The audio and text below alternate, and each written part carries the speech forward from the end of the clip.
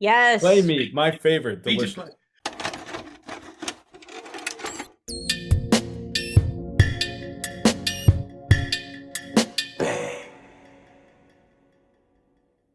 Hey there, Toonami faithful, and welcome back aboard Toonami Absolution, where we talk about the shows that made us us and the shows that made you you. Once again, we are your hosts. My name is Alex. I'm Sam. And I'm John, Batman episode 19 and 20, Prophecy of Doom, October 6th, 1992. And then Feet of Clay, Part 1, September 8th, 1992. Note, Feet, F-E-A-T, not F-E-E-T. You Both, freaks. both could fit. Both could fit. Um, yeah, the first episode reminds me that we're really leaning hard on the pulp kind of stuff. It's another one of those kind of like we're going full on, like it's not Fu Manchu, but it is a Fu Manchu archetype that we have this kind of Nostromo figure. Ra's al Ghul has not shown up yet, so we No, have no. pseudo Ra's al Ghul. He does. After watching this episode, my first thing was like, has this guy ever appeared in the comics and has he ever met Raish? Because I think that would just be like, is this how you people perceive me? Really? Yeah, yeah, that's the secret backstory. That's where he got this grifter got the idea for his grift. He Not is. cool, Hajime. Yeah. I honestly kind of presumed, looking at the production, that we'd see that this was meant to be a Raish episode, and it changed because he does look so. If you look at what Raish was like in the comics in this era, like it's 1-to-1. It's weird, but If no. you look at how Raish looks like later in this series. Yeah. Yeah, this episode's weird. Basically, Bruce's friend starts giving money to a con man who's a con man. So then Bruce.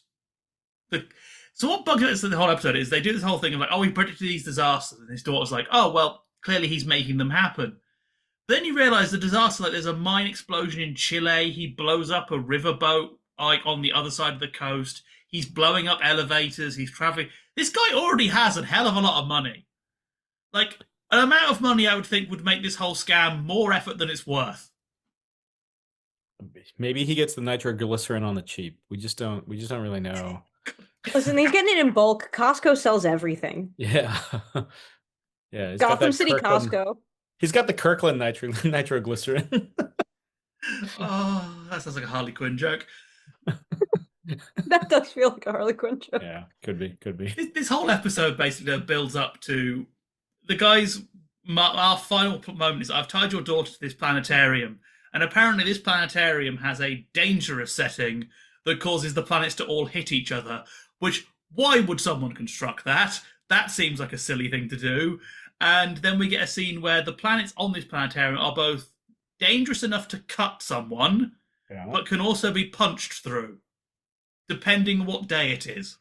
Sam, you know Neil deGrasse Tyson. Maybe he has some ideas Kill you him. could throw in there. I've never talked to Neil deGrasse Tyson. Let me make that clear. I don't know if I believe that. I've talked to a lot of cool people.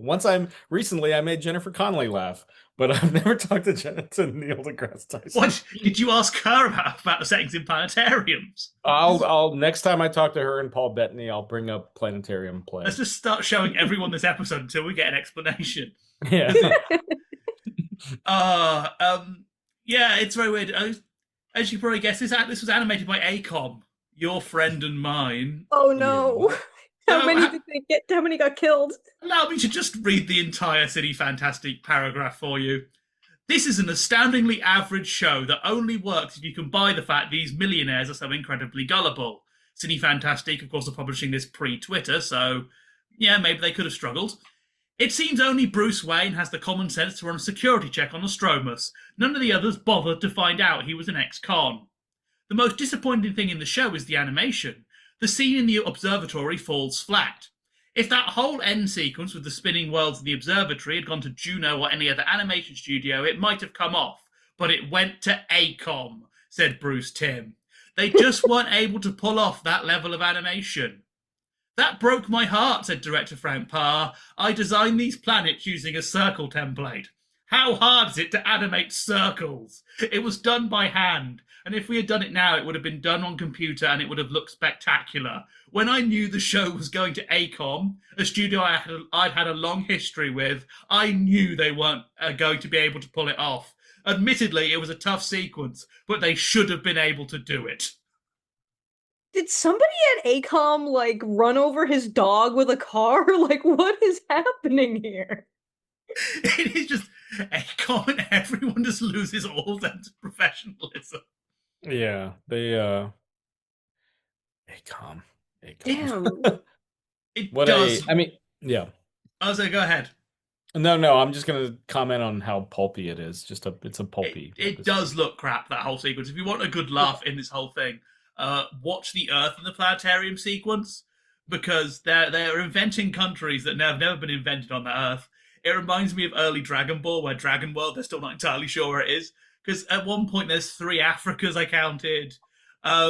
Ireland appears and vanishes seemingly at random. America at one point just becomes a square. I mean, ask if you go to the middle of the country, everything is a square when you get to the middle of America. I mean, part of it is obviously this was designed to be seen on a CRT and not someone with fucking VLC and stop frame. But at the same time, it is quite funny to watch this shot by shot. This thing changes. When do they This make the switch to TMS? Like, when are we getting close to that? I believe TMS will be coming. They may be coming pretty soon. I do want to point out that this episode brings up one valid point, that I feel like more cults should get better footholds in Gotham. I feel like not enough cults have gotten footholds in Gotham. Like, I know Court of Owls, whatever, but like I feel like there should be more.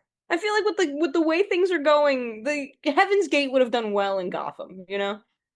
Oh, Court of Owl's a cult, really? Yeah, they're like a secret society. I don't know if what the line between cult and secret society is, It frankly. feels a little culty, They just like seem everybody has a uniform, everybody's paying into it. they Like, just seem so organized. They have like an insurance buy-in. They seem more like a corporation, just with delusions of grandeur. I mean, there are a couple of cults that are run like, I mean, look at Scientology. Oh, that is true. There goes that sponsorship opportunity. There goes that. Sorry, Scientology. We love you and your midichlorians. Yeah, please don't Is sue that us. it? Is that what they have? I'm already banned from Scientology, so we can rag on them all we want. Okay, yeah. Every now and again I pass their headquarters on like Hollywood Boulevard. Yeah, But there's one in like the Midtown. there's they got one of those too, yeah. um yeah, I mean it's just Nostromos. Just con man. Just con man. Nothing particularly spectacular here. Him and his Yeah, partner have very interesting profiles. I like their profile shots. Mm. I don't know. I think it's.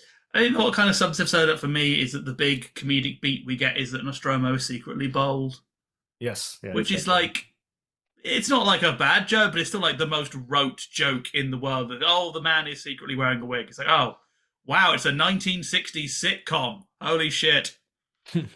I did like Bruce Wayne pretending to see the light though. Like his acting is so funny. Conroy carry this episode. It would be awful if it wasn't for those moments of Conroy and his little bit with Alfred, where Yeah. it's like psychic vibrations. They carried this episode. They sure do. I Like mean, Batman's so upset this whole episode. He's like, what is happening? you see, me personally, I don't even think Bruce Wayne has to infiltrate it. It's Batman's the world's greatest detective. He can figure this shit out.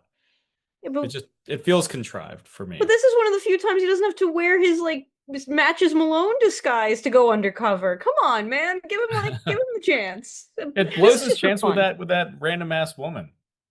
Yeah. What's her Uh, face? Yeah. I think that's my thing because when Bruce turns up to the daughter hostage situation as Batman, I was really hoping we were going to get to see a scene where like Bruce would go into one of their meetings in the robe, then pull it off, and it would be Batman underneath. Mm. Like I was expecting like a really big moment where Bruce goes, "Ha ha, you've been foiled." But no, I think part of it is Nostromos is like he's doing the Wizard of Oz thing. It's all special effects, but then he does like a sort of Joker-esque death trap at the end. Like this would have made more sense if he just grabbed the girl and pulled a gun on her or something, and he was, and then Bruce could go, "Oh, see, look, he's an old school gangster through and through." Like I don't know, it doesn't make sense to have the two. Honestly, this feels like a Riddler or a ventriloquist kind of plot, you know? Like this feels like beneath the Joker, but exactly like right for like the ventriloquist to do, you know? This really did feel that there should be a third beat somewhere. I'm like this feels like there should be a thing of like, oh, Nostromo isn't the guy; he's being played by someone else. Yeah, like This- if you all of a suddenly showed me Arnold Wesker come from the corner, like puppeting him or some shit, like I think that would be kind of dope. yeah, I think it's how A little outquits more in is. the Riddler wheelhouse, yeah. It is Yeah. right. There's like the thing of like we do the whole thing of like, oh, I've made this fund. Okay, but Bruce calls on it. Well, so it's going to happen. Then he's like, oh yeah, it happens right after. Okay, so we could have just dropped that middle scene and had something else happen. My personal favorite thing this episode is we do the whole, oh, we've sabotaged Bruce Wayne's personal elevator, but how they sabotage it is by throwing a wrench in it. Like, oh, okay. It's not like, oh, you're so good at this. Like, not really. You just threw a wrench in a box. It's a literal spanner in the works. I think that's why I have so much trouble with the planetarium finale, because these guys aren't sophisticated crooks when it comes down to it. Yeah. Like that level of planning, like I'm going to tie her up on a planetoid and send it colliding. It's like, nah, man, you guys are just like run of the mill, like low rent, like thieves. Just like, like John was saying, just pull a gun on her or something. Like, come on. It makes more sense for their character as well to be like, that's what Bruce should be going. Like, see, look, this guy isn't anything special. He's a low down confidence streak. He's the same as the guys who knocked off Gotham General last week. He's just So having him have a plan, it's all weird. Also, the idea that these millionaires can't see ropes. This is a very Scooby Doo kind of episode. Like, there's something very Scooby Doo esque about it. This would be one of the Scooby Doo crossover episodes. Yeah. Yeah, like it feels like, oh, I would have gotten away with it too if it weren't for you meddling kids and Batman. Yeah, Nostromos is one of those villains that, one of those low-level super villains that somebody kills off in like something like The Long Halloween or Hush to underscore how big the actual big bad is. Yeah. Just kind of run-of-the-mill cult leader, con man figure. But aren't all cult leaders con men or women? Except me. I'm entirely on the up and up. Please send me your money. Yeah, my cult, you can join for $39.99 per month. Yeah. And as a benefit to that, I will give you my Thetans. Click on that Ko-Fi link. Smash that like button, hit the obliterate the subscribe button, join my cult. What if that falls foul of any law I'm going to have to change? Okay, well, after this, I'll find out in another email chain with YouTube. Shall we move on to the actual meat? Well, the actual meat, the clayey meat. Yes. Clay meat, my favorite. Delicious. Guess who animated this first episode? Who? AKOM! Oh no! Bruce Timm, this was the first episode done by AKOM's C team of animators. And it really bummed us out when it first came in. That show probably had more retakes than any other, nearly completely redone 2 or 3 times before we could actually air it without cringing. Oh. I love the idea that AKOM apparently are so bad, yet apparently they have up to a C team. Is AKOM still in existence? Is this an animation studio that still exists? No, it was a South Korean animation studio, which is defunct probably because Warner Brothers is like, we're not going to pay you anymore. Bruce Timm killed them all. I was going to say Bruce Timm just killed all of them. Yeah, that's this was before the Hallyu wave, before we celebrate Korean culture. We're just like, not this one anymore. No, K-pop Demon Hunters hadn't come out yet. This will mark a very important thing because AKOM do not do part 2. It's no animation. And this Bruce Timm, and we'll go into more next week, but Bruce Timm says this is the last time. They decided after this, no more splitting 2-parters. 2-parters will always be done by the same animation studio. That makes sense. Well, at least, part 2 is where all the juicy clay-y stuff happens. There's some really good sequences in part 2, but we're not talking. Yeah. But this is also the place to point out, this is not Clayface number 1. This is Clayface 2, not Clayface 1. Yeah, it's not Basil Carlo. No. I like Basil Carlo, but I do think that this is the Clayface that fits better. How many Clayfaces are there now? Like 6? There's like at least 4. 6 sounds about right. Yeah, there's a couple of them. Yeah. They form the team. For those who don't read the comics, they form their own squad called the Mud Pack. They do. It's a whole thing. It's a horrible name. Oh, there are so many. It's so funny though. It is, but it's also disgusting. I do Yeah, like this. We got another swarmy recurring villain. If you didn't think, you know, if you didn't think Rupert Thorne was enough, now we've got Roland Daggett, voiced by Ed Asner himself. Yes. I love Ed Asner. I love this era of Ed Asner voice acting. We got a lot of him in WB stuff around this time. Right after this, he works with Bruce Timm on Freakazoid. Yeah. Yeah.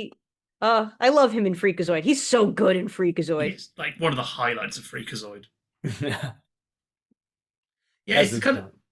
it's Yeah. kind of interesting how similar this is to Two-Face, really, in that we have a sort of old school gangster. The sort of our new villain has a secret that the gangster's holding over them. Then end of part one, they become a monster. Then part two is going to be them reaping bloody revenge. There's one, they repeat this formula, this narrative formula one more time. I want to say it's like Feet of Iron or Feet of Steel or something like that, where we get the robot bad guy. I think it's Feet of Iron.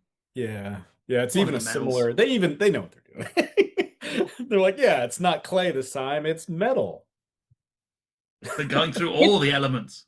Different Yes. Avatar, the last Airbender thing to bend. Batman season 66, Feet of Boron. I will say, when I think of Clayface, it is animated series Clayface.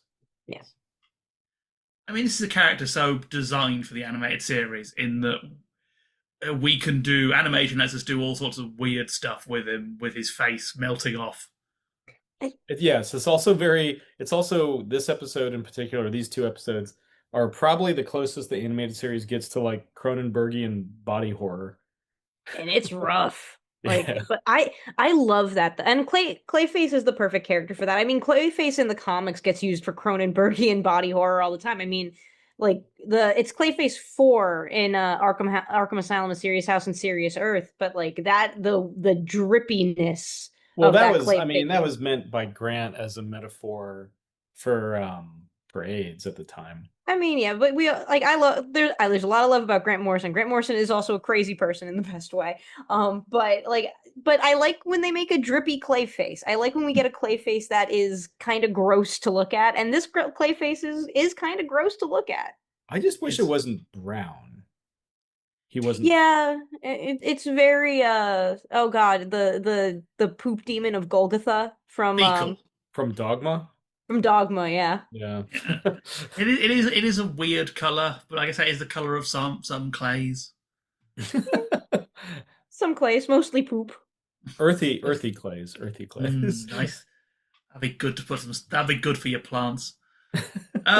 Yeah, there's some weird bits about this episode though, like specifically. So the co-author Michael Reeves was thinking that he wanted Batman to be darker, and specifically notes this is not the same Batman who makes a sanctimonious speech at the end of the Underdwellers. Hence why we get a scene where Batman tortures the dude. Yeah, Like we do get that. it's very, very odd thematically. And then he kills him. Let's just be fair. He drops him in a pool from a great height. The water will not slow you down enough to not make you a thin smatter of human on the bottom of the pool. This is like the second or third time he's done it so far. Like But done that so far in the show. this is like the first time he's done it with like glee. He's like laughing and getting really angry at the guy who's fainted after like basically giving him hypoxia by flying him into the air. It's like, Like, dude. like every bone in that guy's body is broken because for those of you who don't know, surface tension does not work like that when you are dropped from a great height. There's a reason why Olympic divers need to become the smallest point possible when they jump into those pools. And surprisingly, being flown to the high atmosphere will also cause problems due to the whole breathing thing that we all need to do now and again. Yes. Yeah, you know, that whole part too. I just think about like playing Arkham Asylum whenever I knock a crook off the roof and you see him like crumpled like on the ground and you use detective vision and still says unconscious and it's like sure bud. There's another guy in this episode. He gets smacked into the wall with such like a meaty smack, and then like his body goes so completely limp. I think Batman killed 2 people this episode. Oh yeah. Yeah, I mean, technically, as long as there no death certificate was issued, that's his loophole. Well, technically, the coroner wasn't present, so can't say anything. No, he died of his injuries later, so technically I didn't kill him. Natural causes did. Not Yeah. because I had Robin but nail up the door of the coroner so they can't come out. You know who voices Matt Hagen? Who? Ron Perlman. Oh, Really? Oh my God! It was Ron Perlman, yes. Yeah. fresh off of Beauty and the Beast. Yes, yes. This is before he goes off to the island of Dr. Moreau with Marlon Brando. Man, I always forget how much voice acting Ron Perlman actually did before Hellboy. Yeah, outside of like, Fallout. That's all I thought. That's his biggest voice acting role, right? It's got to be Fallout. Yeah. Yeah, I think that would probably be the bigger one. Yeah, probably. Mhm. I do Sure. like that we always make Ron Perlman some kind of horrible monster, though. Like, that just seems to be his thing. Yeah, See- even in animation. He walks into casting rooms like, God, you're horrible. Get in our movie. Yeah. God, look at this, man. Like, You make me sick. Here's $5 million. I'm surprised I've never actually crossed, like, we were talking celebrities earlier. Of all the celebrities I've crossed paths with, I'm kind of surprised I've never talked to Danny Trejo. I've never talked to Ron Perlman.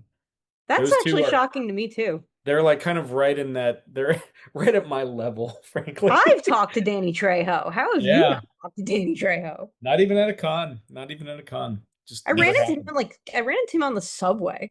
Oh, okay. Maybe he's just specifically avoiding you. Yeah. Maybe. Yeah, what did you do? Yeah, I don't, we don't talk about it. You reviewed Muppets Most Wanted slightly too low for his tastes.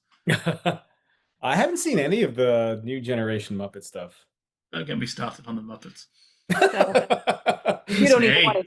You don't even want to hear about the incident, but obviously you can tell this is a part one because we keep going off on tangents. This is a bit of a slow part one because we sort of get the start of what is going to be our political intrigue thing of someone trying to take over Wayne Tech by impersonating Bruce Wayne to, oh God, what's the guy's name? Lucius Fox. Lucius Fox. That. I always forget his name. I always think Fox. And I go, that's too obvious. It's not Fox. Which you'd think by this point Bruce would have sort of some code word system in place with his employees, because surely people have tried to defraud him many times. Yeah. If it's me, I'll say penguin repeatedly, kind of thing. This is before we have like the Lucius Fox that's been looped into the Batman stuff. Oh, true. Even like for Bruce Wayne, you'd think there'd be like some sort of phishing test at Wayne Tech, because it must have to Bruce enough as well. Yeah, that kind of ends up just as basically an excuse to get Batman out of the way for a little bit. But you can tell we're AKOMing because there are some really fun animation errors in this episode. I'm not sure if you noticed them. My personal favourite, in the first shot of Matt Hagen's trailer, he has a newspaper that's meant to claim that he was critically injured. It doesn't, because they spell injured INJUPED. So he was injured. E.g., he got killed by comedian Miles Jupp. When Germs and Bell find Hagen in the laboratory, they both pull pistols on him. Then the scene cuts. Bell loses his gun, and Germs suddenly has a rifle for no apparent reason.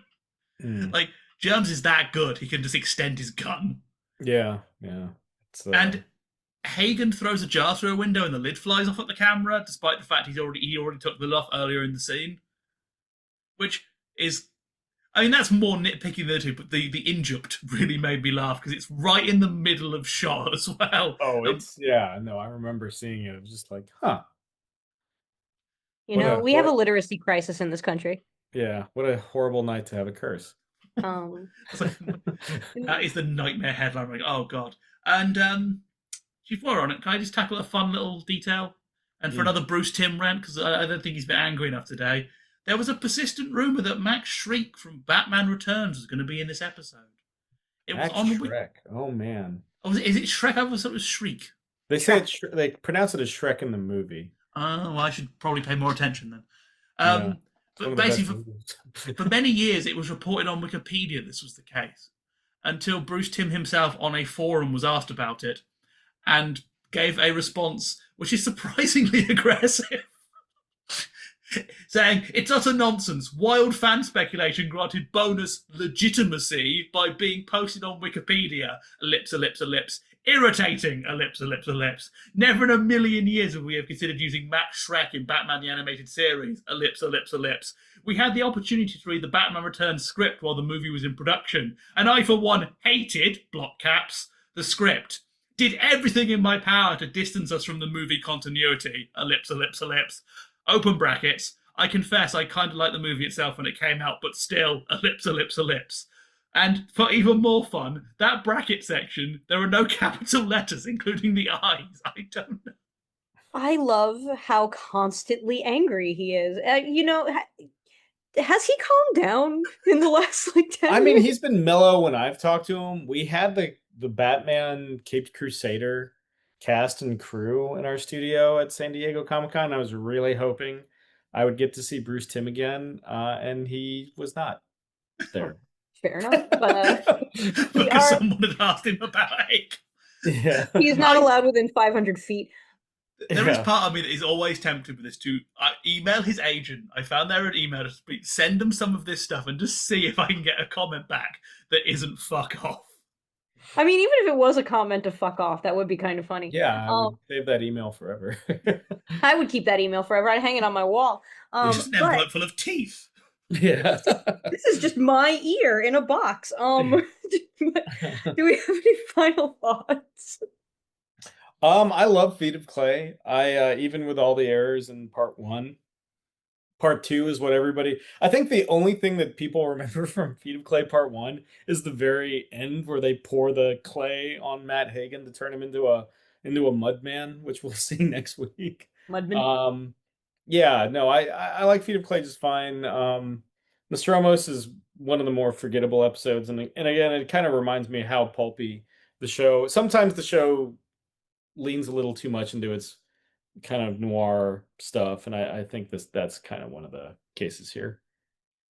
Prophecy of Doom is a perfectly acceptable TV episode. If this came on when I was like in a hotel watching TV, I'd watch it and be okay with it. It isn't to the quality everything else is, but it's not. It's certainly not an underdweller situation.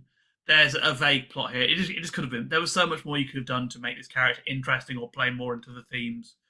Feet of Clay Part 1, I would argue, is, of what we've had so far, the worst first parter of a two-parter. It's not bad, but what the others have done really well is at least give a sort of a self-contained arc that occurs over the first part. Here it feels that we've just got two big cliffhangers with Batman and Clayface. I think I would have liked to have maybe sped up maybe the sort of the conspiracy plotline a bit, so we actually get to see a bit more of Clayface before the end. But obviously we know, because I've seen it previously, as a two-parter, it's brilliant, and we're going to get to all the really good stuff next week. But yeah, I just think this could have done with speeding up a little bit, or just give. I think by the end of this first episode, Bruce should have known who was trying to undermine his company or something, because this just feels like this doesn't feel like a two-parter as much as we wrote a script that's too long and have just cut it where the episode deadline is, and that's where it's cut, rather than it being an ending. Yeah, like Prophecy of Doom to me feels like one of a radio teleplay in a weird way. Like I feel like it would have fit really well as a radio play for like the Batman serials, right? It's not bad. It's certainly not Underdwellers bad. And we sadly don't get Matches Malone, which is my biggest complaint about Prophecy of Doom. But it's fine. And yeah, the first part of Feet of Clay ironically feels like the Two Towers for Lord of the Rings. Where it feels so open-ended that it feels like a midquel, if that makes sense. Like it just doesn't have it doesn't have enough to stand on its own in the way that the first part of Two-Face does, or anything like that. But it's a great setup for what's going to be a magical episode. Though that does mean that we have pulled into our final destination, and we will not be dropping you thousands of feet into a pool on a roof. No, that is right. It is time for us to disembark safely from Toonami Absolution. We want to thank you once again in joining us and talking about the shows that made us us and the shows that made you you. We have been your hosts. My name is Alyx. I'm Sam. And I'm John. And we'll see you next time. Bang.